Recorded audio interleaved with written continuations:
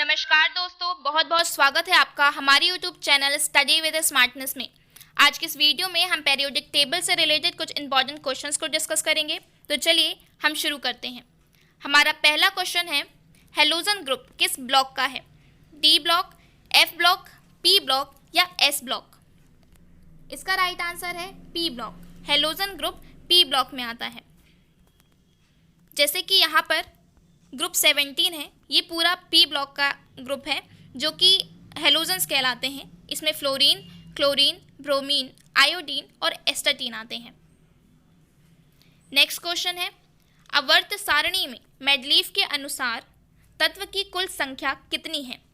65, 118, 63 या 40? इसका right answer है 63। मेडलीफ ने अपनी आवर्त सारणी में 63 तत्वों के बारे में बताया है। चूँकि मेडलीफ पहले रूसी रसायन शास्त्र थे जिन्होंने 1869 में आवर्त नियम प्रस्तुत किया था और इन्होंने अपने आवर्त सारणी में 63 तत्वों को व्यवस्थित किया है। नेक्स्ट क्वेश्चन है, आंतरिक इलेक्ट्रॉनों द्वारा बैलेंस इलेक्ट्रॉनों और न्यूक्लियस के बीच आकर्षण बल में कमी को क्या कहा जाता है?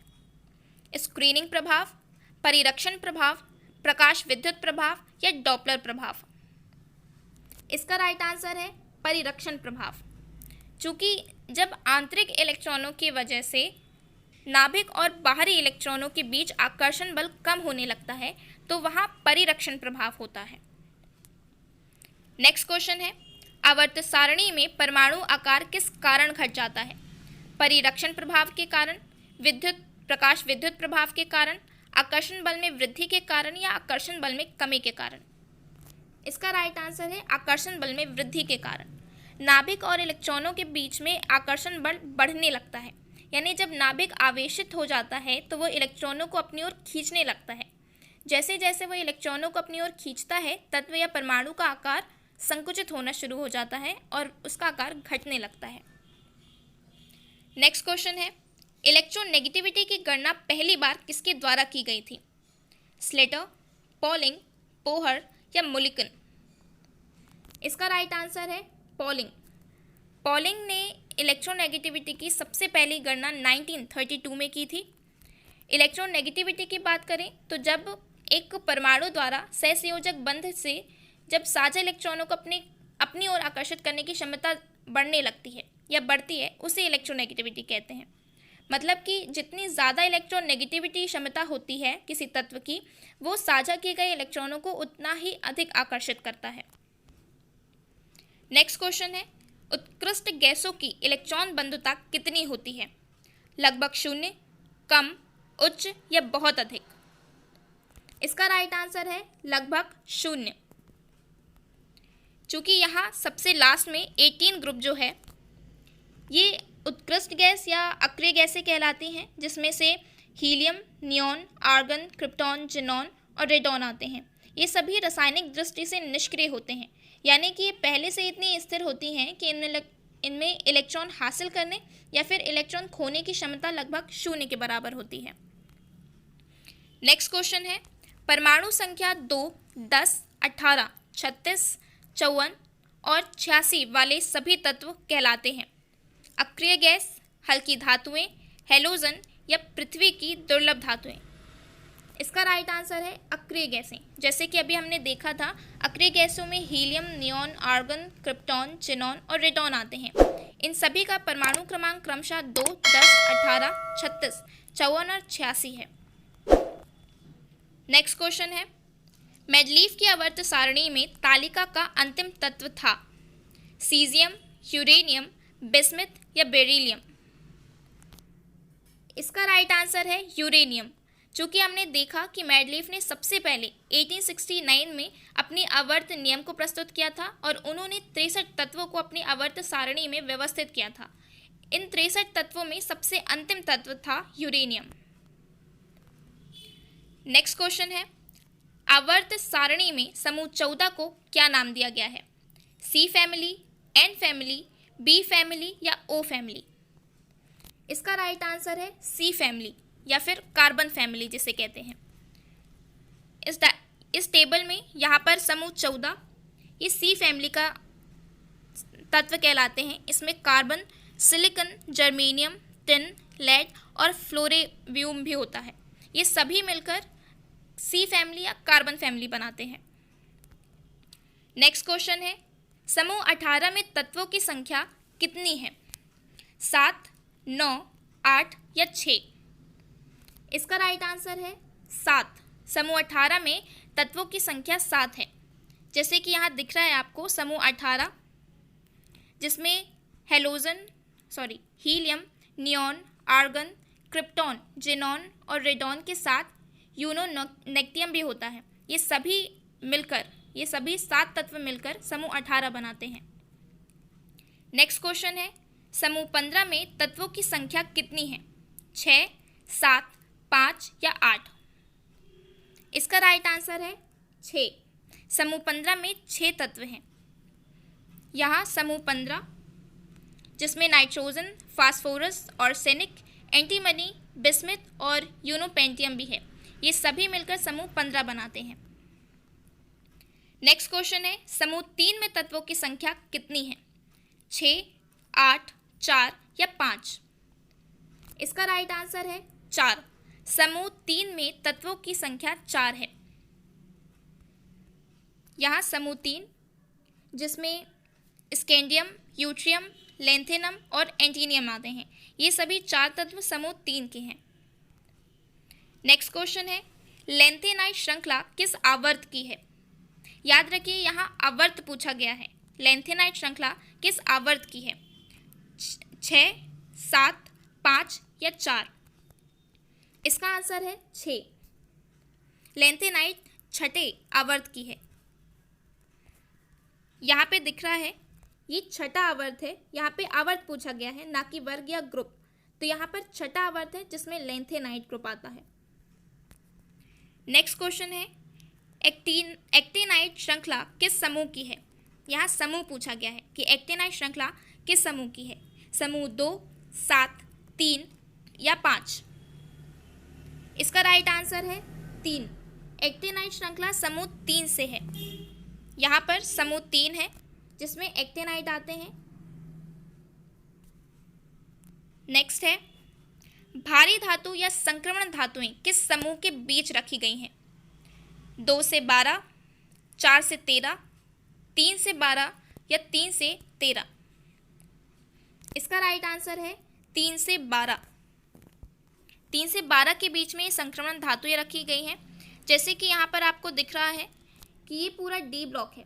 इस डी ब्लॉक में संक्रमण धातुएं आती हैं और इसमें यहाँ पर आपको दिख रहा है कि 21 से लेके 30 तक, 39 से लेकर 48 तक, 57 से लेके 80 तक और 89 से लेके 112 तक, ये सभी संक्रमण धातुएं होती हैं जो कि डी ब्लॉक में हैं। नेक्स्ट क्वेश्चन है, आवर्त सारणी में पहली धातु कौन सी है? हाइड्रोजन, लिथियम, हीलियम या बेरिलियम? इसका राइट आंसर है लिथियम। आवर्त सारणी में जो पहली धातु आती है वो लिथियम होती है। जैसे कि यहाँ पर ये लिथियम, यहाँ से क्षारीय धातुओं का जो सीरीज है वो शुरू हो जाती है, तो यहाँ लिथियम सबसे पहली धातु आती है। नेक्स्ट क्वेश्चन है, प्रतिनिधि तत्व किस ब्लॉक के हैं? P block, S block, P या एस ब्लॉक दोनों या एफ ब्लॉक? इसका राइट आंसर है पी और एस ब्लॉक दोनों, यानी पी ब्लॉक के एलिमेंट और एस ब्लॉक के एलिमेंट, दोनों ही ब्लॉक के एलिमेंट मिलकर प्रतिनिधित्व तत्व बनाते हैं। नेक्स्ट क्वेश्चन है, आंतरिक संक्रमण तत्व किस ब्लॉक से संबंधित है? D block, F block, S block या पी ब्लॉक? इसका राइट आंसर है एफ ब्लॉक। जो आंतरिक संक्रमण तत्व हैं वो एफ ब्लॉक से संबंधित हैं, चूँकि एफ ब्लॉक में जो सबसे नीचे होते हैं लैंथेनाइट और एक्टिनाइट जिन्हें हम कहते हैं, ये सभी आंतरिक संक्रमण तत्व कहलाते हैं। नेक्स्ट क्वेश्चन है, निक्टोजन आवर्त सारणी के किस ब्लॉक में व्यवस्थित है? F block, D block, P block या एस ब्लॉक? इसका राइट आंसर है पी ब्लॉक। जो निक्टोजन्स होते हैं वो पी ब्लॉक में उपस्थित हैं। यहाँ पे हम देख सकते हैं कि ये पी ब्लॉक का जो समूह 15 है, ये सारा जिसमें nitrogen, phosphorus, arsenic, antimony, bismuth और यूनोपेंथियम आता है, ये सभी निक्टोजेंस कहलाते हैं जो कि पी ब्लॉक में आते हैं। नेक्स्ट क्वेश्चन, आवर्त सारणी में बाएं से दाएं जाने पर इलेक्ट्रॉन आकर्षण बढ़ता है, घटता है, समान रहता है या इनमें से कोई नहीं? तो इसका राइट आंसर है बढ़ता है। यानी जैसे जैसे हम आवर्त सारणी में बाएं से दाएं की तरफ जाते हैं तो इसमें इलेक्ट्रॉन आकर्षण बढ़ता है, और जैसे जैसे आकर्षण बढ़ता है इसके कारण इनका आकार भी घटने लगता है। नेक्स्ट क्वेश्चन, आधुनिक आवर्त सारणी में मेटेलॉइड्स की संख्या कितनी है? मेटेलॉइड्स यानी उपधातु, तो इनकी संख्या कितनी है? 6, 8, 7 या 10? इसका राइट आंसर है 7। यानी आधुनिक आवर्त सारणी में मेटेलॉइड 7 हैं। मेटेलॉइड्स उपधातु यानी जिनमें धातु और अधातु दोनों के ही गुण होते हैं, तो ये 7 उपधातुएं हैं। यहाँ पे हम देख सकते हैं कि यहाँ पे बोरोन, सिलिकॉन, जर्मेनियम और सेनिक, एंटीमनी, टेल्यूरियम और पोलोनियम, ये सभी ये उपधातु हैं। नेक्स्ट, आधुनिक आवर्त सारणी में धातुओं की संख्या कितनी है? 92, 91, 97 या 118? तो इसका राइट आंसर है 91। आवर्त सारणी में धातुओं की संख्या 91 है। नेक्स्ट क्वेश्चन, आधुनिक आवर्त सारणी में गैसों की संख्या कितनी है? 9, 10, 11 या 13? इसका राइट आंसर है 11। आवर्त सारणी में गैसों की संख्या 11 है। नेक्स्ट है, आधुनिक आवर्त सारणी में ठोस अधातुओं की संख्या कितनी है? 10, 11, 12 या 13? तो इसका राइट आंसर है 10। यहाँ ठोस अधातुओं की बात की जा रही है, सिर्फ ठोस अधातुओं की, तो उनकी संख्या 10 है। नेक्स्ट क्वेश्चन है, आवर्त सारणी में अधातुओं की संख्या कितनी है? 19, 20, 21 या 22? इसका राइट आंसर है 22। याद रखिएगा, सबसे पहले हम धातु देखें तो धातु 91 है, जबकि अधातु 22 है, 22। और उन्हीं अधातुओं में ठोस अधातु की बात करें तो वो 10 हैं और गैसें 11 हैं। नेक्स्ट, सर्वाधिक गैसीय तत्वों वाला वर्ग कौन सा है? Halogen group, P block, T block या शून्य वर्ग? इसका राइट आंसर है शून्य वर्ग। यानी सबसे ज़्यादा जो हैलोजन्स हैं, सबसे ज़्यादा जो गैसें हैं वो इस शून्य वर्ग में आती हैं। तो इसमें जो पहले मतलब ये समूह 18 के जो पहले 6 एलिमेंट हैं, helium, neon, krypton, organ, xenon, ये सभी गैसीय तत्व हैं जो कि शून्य वर्ग के हैं। नेक्स्ट क्वेश्चन है, हैलोजन किससे संबंधित है? S block, P block, D block या एफ ब्लॉक? इसका राइट आंसर है पी ब्लॉक। पी ब्लॉक में ही सारे हैलोजन्स आते हैं, जैसे हमने देखा था फ्लोरीन, क्लोरीन, ब्रोमीन, आयोडीन, ये सभी पी ब्लॉक के ही एलिमेंट हैं। नेक्स्ट क्वेश्चन है, क्षारीय धातु किस समूह में होते हैं? Second A, 7A, first A या थर्ड ए? इसका राइट आंसर है फर्स्ट ए। फर्स्ट ए में जो क्षारीय धातु हैं उनका समूह होता है। यहाँ पे आप देखेंगे कि ये जो सीरीज़ है ये फर्स्ट ए की सीरीज़ कहलाती है, जिसमें सारी क्षारीय धातुएं शुरू होती हैं। इसमें lithium, sodium, potassium, rubidium, caesium और फ्रांसियम होती हैं। ये सभी क्षारीय धातु हैं जो कि एस ब्लॉक में आती है। नेक्स्ट क्वेश्चन, किन किरणों के प्रकीर्णन से नाभिक के आकार का आकलन किया जा सकता है? गामा कण, बीटा कण, डेल्टा कण या अल्फा कण? इसका राइट आंसर है अल्फा कण। चूँकि हमने पहले पढ़ा है कि रदरफोर्ड ने पतले धातुओं की परतों से ही परमाणु की संरचना की जांच की थी और उन्होंने उसमें अल्फा कणों की बौछार की थी, तो अल्फा कणों के प्रकीर्णन से ही नाभिक के आकार का आकलन किया जा सकता है। नेक्स्ट क्वेश्चन है, एक भारतीय वैज्ञानिक जिनका नाम एक विशिष्ट मूल कण से जुड़ा है, बोस, रमन, साहा या चंद्रशेखर? इसका राइट आंसर है बोस। बोस एक ऐसे भारतीय वैज्ञानिक जिन्हें सत्येंद्र नाथ बोस इनका पूरा नाम है। ये एक गणितज्ञ और भौतिकविद थे और भौतिक शास्त्र में इन्होंने 2 प्रकार के कण माने थे, एक था बोसॉन और दूसरा था फर्मियान। एक बोसॉन और दूसरा फर्मियान। तो बोस थे जो कि एक विशिष्ट मूल कण के नाम से जुड़े हुए हैं।